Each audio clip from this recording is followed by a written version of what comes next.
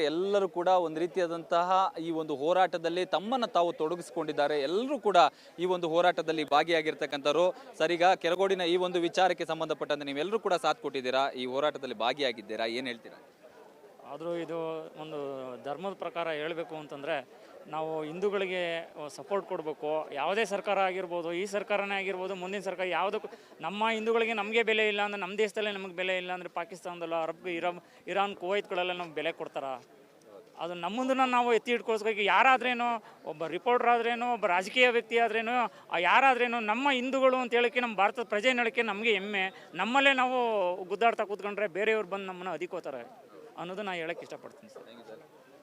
ಈಗ ಕೆರಗೋಡು ಅಂತಕ್ಕಂಥ ಒಂದು ಗ್ರಾಮ, ಯಾರಿಗೂ ಗೊತ್ತಿರದಂಥ ಒಂದು ಗ್ರಾಮ, ಈ ಒಂದು ವಿಚಾರವಾಗಿ ಹೆಸರಾಗೋ ಥರ ಆಗೋಯ್ತು. ಇದು ಒಂದು ರೀತಿಯ ಜನರ ಭಾವನೆಗಳ ಮೇಲೆ ಆಟ ಆಡ್ತಾ ಇದೆ ಅಂತೇಳಿ ಅನಿಸ್ತಾ ಇಲ್ವಾ ಜಿಲ್ಲಾಡಳಿತ ಮತ್ತು ಇಲ್ಲಿಯ ಸ್ಥಳೀಯ ನಾಯಕರು? ಹೌದು ಸರ್, ಏನು ಒಂದು ಕೆರಗೋಡು ಗ್ರಾಮ ಇತ್ತು, ಇದು ರಾಜ್ಯಾದ್ಯಂತ ಹೆಸರು ಆಯ್ತು ಈಗ ಸರ್. ಈಗ ಇವತ್ತಿನ ಜಿಲ್ಲಾಡಳಿತ ಆಗ್ಬೋದು, ತಾಲೂಕು ಆಡಳಿತ ಆಗ್ಬೋದು, ಇವತ್ತಿನ ಸರ್ಕಾರ ಆಗಿರ್ಬೋದು, ನಾವು 40 ವರ್ಷ ಹಿಂದೆ ಮಾಡಿದಂಥ ಧ್ವಜಕಂಬವನ್ನು ನವೀಕರಣ ಮಾಡುವಾಗ ದೊಡ್ಡ ವಿಷಯ ಮಾಡಿದ್ದಾರೆ. ಇದು ಜನರ ಭಾವನೆಯನ್ನು ಧಕ್ಕೆ ತಂದಿದ್ದಾರೆ. ಇದಕ್ಕೆ ನೇರ ಹೊಣೆ ರಾಜ್ಯ ಸರ್ಕಾರ, ಜಿಲ್ಲಾಡಳಿತ, ತಾಲೂಕು ಆಡಳಿತ ಸರ್. ದಯವಿಟ್ಟು ಇನ್ನು ಮುಂದೆ ಜನಗಳಿಗೆ ತೊಂದರೆ ಆಗದಂತೆ ಬೇಗ ಜಿಲ್ಲಾಡಳಿತ ಕ್ರಮಗೊಳ್ಳಬೇಕು ಅಂತ ಕೇಳ್ಕೊಳ್ತೀವಿ sir. Thank you. And again sir, ಈಗ ಇಷ್ಟೊಂದು ಜನ ಮತ್ತೆ ಸೇರಿದ್ದೀರಾ, ಇಷ್ಟು ದಿನ ಆಯಿತು, ಇಷ್ಟು ದಿನ ಆದರೂ ಕೂಡ ಈ ಒಂದು ವಾತಾವರಣ ಅದೇ ರೀತಿಯಾಗಿ ಮುಂದುವರ್ಕೊಂಡು ಬರ್ತಾ ಇದೆ. ಇದನ್ನು ತಿಳಿಗೊಳಿಸುವಂಥ ಪ್ರಯತ್ನವನ್ನು ಮಾಡಿದ್ದಾರೆ. ಯಾಕಂದರೆ ಶಾಂತಿಯುತವಾಗಿದ್ದಂಥ ಊರಿನಲ್ಲಿ ದಿನಂಪ್ರತಿ ಬೆಳಿಗ್ಗೆ ಪೊಲೀಸರನ್ನು ನೋಡುವಂತಾಗಿದೆ ಇಡೀ ಗ್ರಾಮ.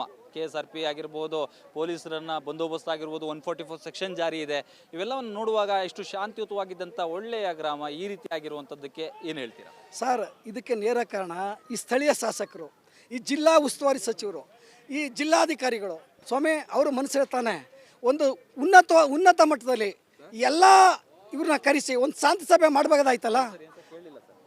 3 ಸಲ ಒಂದು ದೊಡ್ಡ ಮಟ್ಟದಲ್ಲಿ ಒಂದು ಶಾಂತಿ ಸಭೆ ಮಾಡ್ಬೋದಲ್ಲ.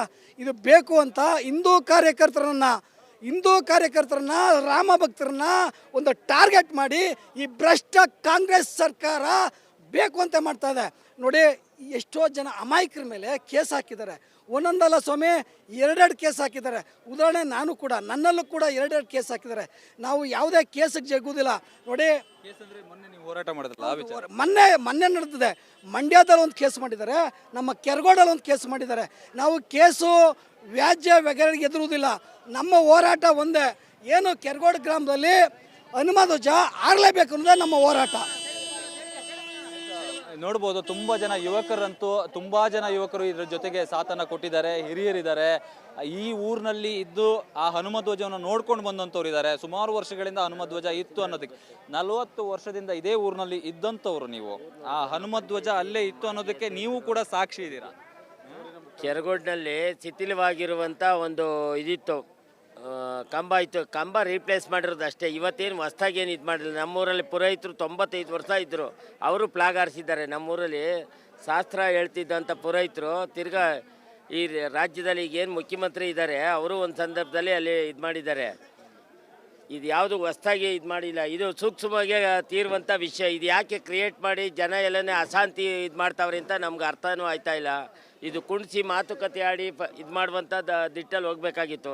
ಇದು ನಮಗೆ ಶ್ರೀರಾಮಚಂದ್ರ, ಸೀತಾಮಾತೆ, ಲಕ್ಷ್ಮಣ, ಆಂಜನೇಯ ನಮ್ಮ ಕುಲದೇವರು, ನಮ್ಮ ಮನೆ ದೇವರು, ನಮ್ಮ ಹಿಂದುತ್ವ, ನಮ್ಮ ಸಂಸ್ಕಾರ ಸಂಸ್ಕೃತಿನ ನಾವು ಉಳಿಸ್ಕೋಕ್ಕೆ ಇಷ್ಟಪಡ್ತೀವಿ. ನಮ್ಮ ನೆಲಗಟ್ಟು, ನಮ್ಮ ನೆಲ, ನಮ್ಮ ಜಲ, ನಮ್ಮೂರು, ನಮ್ಮ ಗ್ರಾಮ. ಇದರಲ್ಲಿ ಲೋಪ ಏನಾಗಿದೆ, ಯಾರಿಗೇನು ತೊಂದರೆ ಆಗಿರೋದು, ಯಾರೇನು ವಿರೋಧನೇ ಇಲ್ವಲ್ಲ, ಯಾರು ವಿರೋಧನೇ ಇಲ್ಲದೆ ಇರೋದು ಯಾಕೆ ಉತ್ಪತ್ತಿ ಮಾಡ್ತಾರೆ ಇದನ್ನೆಲ್ಲ ಅಂತ ನಮ್ಗೆ ಅರ್ಥ ಆಯ್ತಾ ಇಲ್ಲ. ಇದಕ್ಕೆ ವಿರೋಧನೇ ಇಲ್ಲ ಒಬ್ರುವೆ. ಇದು ರಾಜಕೀಯವಾಗಿ ಏನಾದರೂ ಕುತಂತ್ರಗಳು ಇರ್ಬೋದಾ ಇದ್ರ ಹಿಂದೆ? ಇರ್ಬೋದು. ಈಗ ಮಂಡ್ಯ ಕ್ಷೇತ್ರಕ್ಕೆ ಶಾಸಕರು ತಾಯಿ ತಂದೆ ಇದ್ದಂಗೆ, ಒಬ್ಬ ಚುನಾಯಿತ ಪ್ರತಿನಿಧಿ ತಾಯಿ ತಂದೆ ಇದ್ದಂಗೆ. ಬರ್ರಪ್ಪ ಇಲ್ಲಿ ಹಿಂಗೆ ಕುಂತ್ಕೊಂಡು ಹಿಂಗೆ ಮಾಡ್ಕೊ ಹೋಗ್ಮಾ ಬಿಡಮ್ಮ ಅಂತ ಅವರು ಜಾಗ ತೋರಿಸಿದ್ದಾರೆ ನಮಗೆ. ಇಲ್ಲಿ ಬೇಡಿ, ಇಲ್ಲಿ ಬಸ್ ಸ್ಟ್ಯಾಂಡ್ ಮಾಡ್ತೀವಿ, ಮೇಲ್ಗಡೆ ಮಾಡಿ ಅಂತಂದ್ಬಿಟ್ಟು ಅದನ್ನು ಅವರೇ ಒಪ್ಪಿಗೆ ಕೊಟ್ಟಿದ್ದಾರೆ. ಅವರು ಯಾವ ಉದ್ದೇಶಕ್ಕೋಸ್ಕರ ಏನು ಮಾಡ್ತಾವ್ರೆ ಅಂತ ನಮಗೂ ಗೋಚರ ಆಯ್ತಾ ಇಲ್ಲ. ಇದರಲ್ಲಿ ನಾವು ಕಾಂಗ್ರೆಸ್ಸು, JDS, BJP ಅಂತೇನಿಲ್ಲ. ನಮ್ಮ ಮನದಾಳದಿಂದ ನಮ್ಮ ಮನೆ ದೇವರು, ನಮ್ಮ ಕುಲದೇವರು, ನಮ್ಮ ಸೀತಾಮಾತೆ, ಶ್ರೀರಾಮಚಂದ್ರ, ಲಕ್ಷ್ಮಣ ಅಂತ ಆಂಜನೇಯ ಅಂತ ಭಾವನೆಯಲ್ಲಿ ನಾವು ಇದು ಮಾಡ್ತಾ ಇದ್ದೇವೆ ಹೊರತು ಇದರಲ್ಲಿ ಸ್ವಾಮಿ ಅವ್ರು ಏನು ಹೇಳಿರೋದು ಗೊತ್ತಾ? ಇಲ್ಲಿ ಈ ಧ್ವಜಸ್ತಂಭದ ಮೇಲೆ ಅಥವಾ ರಾಜ್ಯದಲ್ಲಿ ಹನುಮ ಧ್ವಜಕ್ಕೆ ಅವಕಾಶ ಇಲ್ಲ, ಕೇಸರಿ ಧ್ವಜಕ್ಕೆ ಅವಕಾಶ ಇಲ್ಲ, ಕೇವಲ ಕರ್ನಾಟಕದ ಫ್ಲಾಗ್ ಮತ್ತು ಇಂಡಿಯನ್ ಫ್ಲಾಗ್ ರಾಷ್ಟ್ರ ಧ್ವಜಕ್ಕೆ ಮಾತ್ರ ಅವಕಾಶ ಇದೆ ಅಂತ ಹೇಳಿ ಚಲುವರಾಯಸ್ವಾಮಿ ಅವರು ಹೇಳಿದ್ದಾರೆ. ಕಾನೂನು ಎಲ್ಲದರಲ್ಲೂ ತಿದ್ದುಪಡಿ ಮಾಡ್ತಾರೆ, ಎಲ್ಲದರಲ್ಲೂ ನಿಯೋಜಿಸ್ತಾರೆ. ಇದಕ್ಕೆ ಬಲಿ ನಮ್ಮ ಆಂಜನೇಯ ಸ್ವಾಮಿ ಬಾವುಟ ಆಡೋದ್ರಲ್ಲಿ ಒಂದು ಇದೇ ಮಾಡಲಿ ಬಿಡಿ, ಅದಕ್ಕೇನಂತೆ ಇಲ್ಲ ಅಂತ ಯಾರು ಹೇಳ್ತಾರೆ. ಈಗ ಹಿಂದಿನಿಂದಲೂ ಯಾಕೆ ವಿರೋಧ ಮಾಡ್ಕೊ ಬರ್ಬೋದಾಗಿತ್ತು. ಆಮೇಲೆ ಇನ್ನೂ ಒಂದು ಮೇಜರಾಗೆ ಅದಕ್ಕೆ ಪಾಯ ತೆಗೆದ್ರಲ್ಲ ಫೌಂಡೇಶನ್ನು, ಯಾವುದು ಕಂಬ ಫ್ಲಾಗ್ ಆರಿಸೋಕ್ಕೆ, ಆ ದಿನವೇ ವಿರೋಧ ಮಾಡ್ಬೋದಾಗಿತ್ತಲ್ವ. ವಿರೋಧ ಮಾಡೋದಾಗಿದ್ರೆ ಫ್ಲಾಗ್ ಆರಿಸಾದ್ಮೇಲೆ ಕಂಬ ನಿಲ್ಸಾದ್ಮೇಲೆ ಅದು 8 ದಿನ ಟೈಮ್ ಆಗಿದೆ. ನಾವು ಪಾಯ ತೆಗೆದಿದ್ವಲ್ಲ, ಪಾಯ ತೆಗೆದ್ಮೇಲೆ ತಿರ್ಗಾ ಅದು ಕ್ಯೂರಿಂಗ್ ಆಗೋಕ್ಕೆ 3-4 ದಿವಸ ಟೈಮ್ ಇತ್ತು. ಅದು ತಿರ್ಗಾ ಎತ್ತಬೇಕಾದ್ರೆ ನಾವು ಕ್ರೈನ್ ತರಿಸಿ, ಅದು ಓಲ್ವಾ ಗಾಡಿ ತರಿಸಿ ನಾವು ಕಂಬ ಎತ್ತಿರೋದು. ಅದು ಬ್ಯಾಲೆನ್ಸ್ ಸುತ್ತ KEB ಲೈನ್ಗಳೆಲ್ಲ ಐತೆ, ಅದನ್ನೆಲ್ಲ ಇದು ಮಾಡಿದಾಗ ಅವಾಗಲೂ ವಿರೋಧ ಮಾಡ್ಬೋದಾಗಿತ್ತಲ್ವ.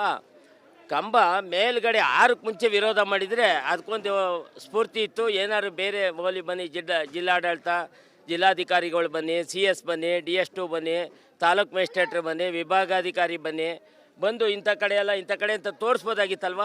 ಅದ್ಯಾಕೆ ಆ ಕೆಲಸ ಮೊದಲೇ ಮಾಡೋಕ್ಕಾಗ್ತಿರಲಿಲ್ಲ? ಇದೆಲ್ಲ ಕೈ ಮೀರೋಗೋಕ್ಕೆ ಮುಂಚೆ ಮಾಡ್ಬೋದಾಗಿತ್ತಲ್ವ. ಏನು ತೊಂದರೆ ಏನು? ಹಾಂ ಸರ್, ಈಗ